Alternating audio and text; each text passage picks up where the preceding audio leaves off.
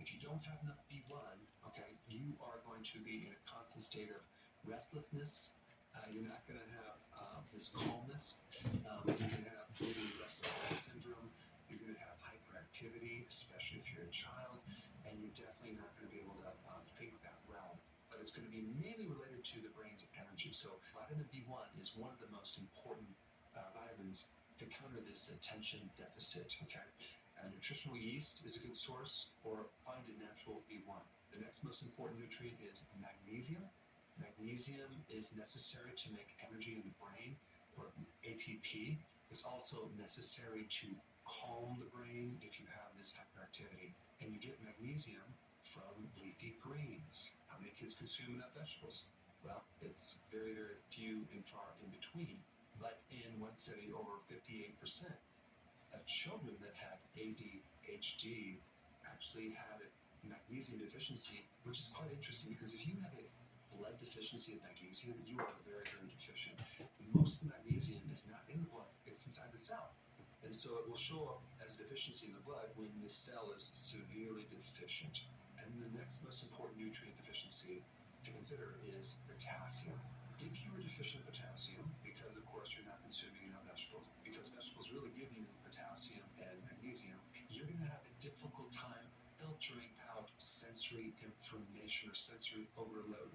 That is going to greatly affect your ability to hold your attention. And then the other one is omega-3 fatty acids. Omega-3 fatty acids, DHA, EPA, are essential for your nerves to conduct electricity and information. So unfortunately, too many people, including kids, are consuming so much omega-6 fatty acids. Just another day corn, canola here oil, on the pond, enough of the fish oils, right cod around liver oil. me. That can make a big difference. When you start introducing someone to cod liver oil or fish oils, The they're not geese going to are see a change happy, overnight. You're going to have to the do this over gazans a are period of picking weeks to see the at change the because grains. it's a slow process. Now, there's another really, really good remedy I would recommend as a substitute for Adderall or Ritalin. Now, I'm not telling you to come off your medication. I'm not telling you to substitute. I just want to give you this as a really good solution to present with your doctor in case you want to make a switch. It has virtually no side effects. And it's called D.A.D. Okay? This compound is actually in sardines, but I would recommend taking it as a supplement. It does several things, but it can help rid the brain waste that can interfere with your focus. It's very Saturday, okay? So it's here going to help at the protect the brain park. I against think it inflammation was the and 4th of oxidative July. stress and free radical damage. I said It increases the receptor's Saturday, ability here to at the park. absorb I think it was the 4th of July. that you need in these pathways. It significantly and potently increases focus and enhances concentration.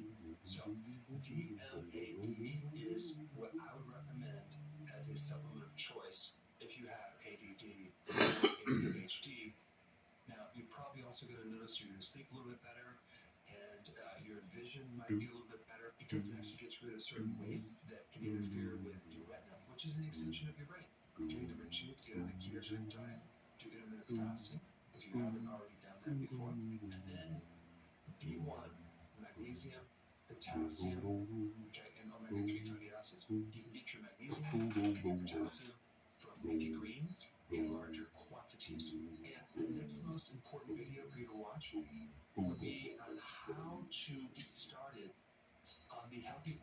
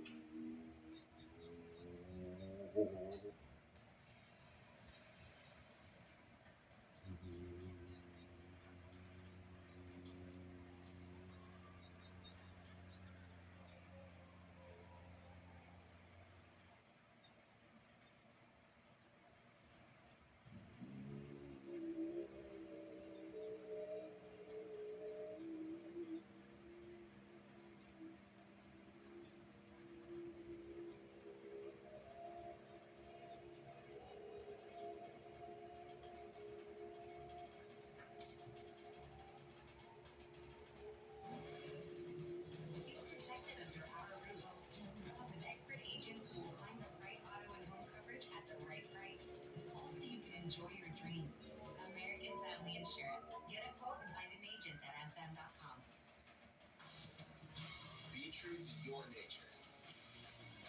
An invigorating scent.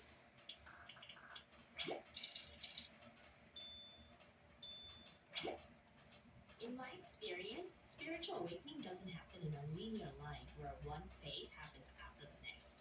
I would say it's analogous to the DNA spiral. For some of us, we might go through certain stages again and again before progressing onto the next stage. And for other people, we might skip a stage altogether. Or we might have a combination of two stages at once. Anyway, just like our DNA is unique, our spiritual walk will be tailor-made to fit us differently. Although our paths might not be the same, I think there are common elements to all our walks.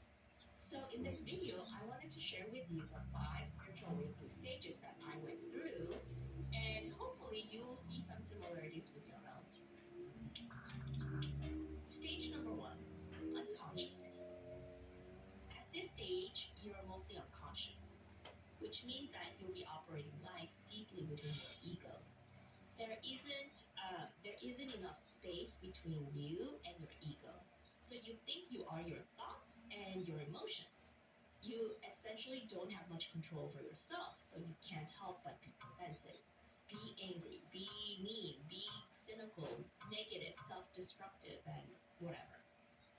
People at this stage feel like life happens to them rather than them creating their own life.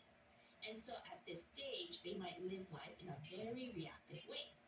Any trauma that happens, they don't feel that they have control over, so they become the trauma. Meaning, that's their story. That's the story they'll be telling themselves and the story they'll be engaged in. And so they'll get angry, sad, hurt, over and over as it plays out constantly in their head. At this stage, it'll be hard to see other people as they are. For example, a person I worked with a long time ago saw me as someone who can potentially take his job, even though I had no intention of doing that. So what he would do is he'd snatch any job that came my way. Just like so, people who are unconscious engage with other people through the lens of their own perception and projection, rather than seeing others as they are. Stage 2, ego death. Ego death is when there's a total breakdown of the ego or a total loss of the subjective self. For me, I went through an ego death where all the identity I had built up so far was wiped clean. I realized that all the labels that were supposedly me, such as, my gender, age, race, my beliefs, none of that was real. Even my personality wasn't real. Any ideas I had about life, God, religion were all erased. I honestly just felt like a pair of eyes floating in space, devoid of meaning. I have a whole video on this, so you can check it out if you want to know more in detail. Anyway, what results from the ego death is an internal space between the subjective self, or the ego, and the observer self. When you were unconscious, you couldn't feel your observer self. The ego is what you thought you were. When you go through an ego death, there's a separation that happens between you and the ego. So you start to understand that the ego is not you. The story you've been told of who you are is not you, and the story you're telling yourself is not you. And you start to become aware of the observer self in the background, the part of you that observes and experiences life. Stage 3, the search. This phase is when you start to search for the quote-unquote the truth. When you're at this stage, you read spiritual books, seek out spiritual teachers, watch videos on spiritual ideas, try spiritual exercises such as meditation, writing, contemplation, praying, channeling, and etc. What drives you is that you want to learn what the truth is, who you really are, why you were born, what the meaning of life is, and who God is, and so on and so forth. For me, this phase came after my ego death. Because my identity was wiped clean, I started searching for who I really was in an effort to rebuild my identity. Who am I, really? What is God? What is the meaning of it all? I read spiritual books and self-development books insatiably, and I watched a lot of videos. As things started making sense more and more, I started feeling light and feeling connected and high. Stage emergence of the authentic self. There will come a point where you can't pretend anymore or fake it anymore. This is the stage where your authentic self emerges. You know, the self that you used to be when you were a kid before you were trained out of it? Well, that stage will emerge. You do not want to skip this ad. Oh, wait, hold on. You might miss out on $500. How am I supposed to tell people about extra cash when getting in all of 5 seconds? Honestly, I should just shut up and record myself opening a Dave extra cash account and qualifying for an advance. If people saw that you can get up to $500, I bet you they'd stick around. What about all the fees and everything? No, that's just it. Dave doesn't charge you interest or late fees. You just get your advance and can spend it instantly. Oh, snap. I'm gonna download Dave. Yes, go download Dave now. At least I have to do it in one person. Download Dave and get up to $500 instantly. No interest, no credit check.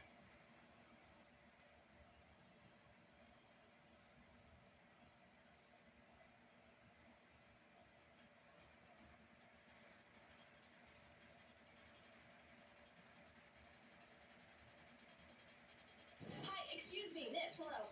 What if I told you I could get you some money right now? I wouldn't believe you.